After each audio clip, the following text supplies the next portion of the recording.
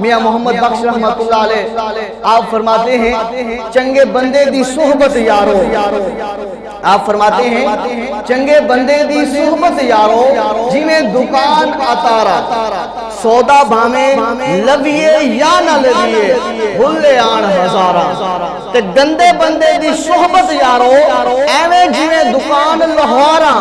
کپڑے کنج کنج بویے تے چنکاں پین ہزارہ۔ دوستو فرمایا کہ چنگے بندے کی صحبت ایسی ہے کہ جس طرح دکان عطر والی ہے، آپ عطر والی دکان پر چلے جائیں تھوڑی دیر کے لیے وہاں پر کھڑے ہو جائیں، آپ نے عطر خریدنا نہیں، آپ نے اس سے بات نہیں کرنی، آپ تھوڑی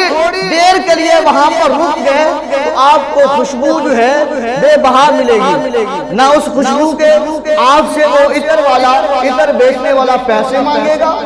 نہ وہاں رکنے سے عطر والا کہے گا کہ تو رکا کیوں ہے، یہ میری خوشبو ہے تیرے تک پہنچی کیوں ہے،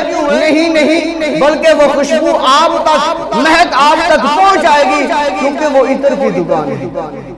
عطر کی دکان ہے۔ فرمایا اسی طرح جب آپ لوہار کے پاس گئے بیٹھے ہو، کسی کام کے لیے گئے بیٹھے ہو اور بار بار اپنے جو ہے وہ کپڑے سمیٹ رہے ہو، اکٹھے بھی کرتے ہو کپڑے، اور اس کے باوجود جب لوہا جو ہے وہ سرخ لال ہوتا ہے اور وہ اس پر ضرب لگاتا ہے لوہار،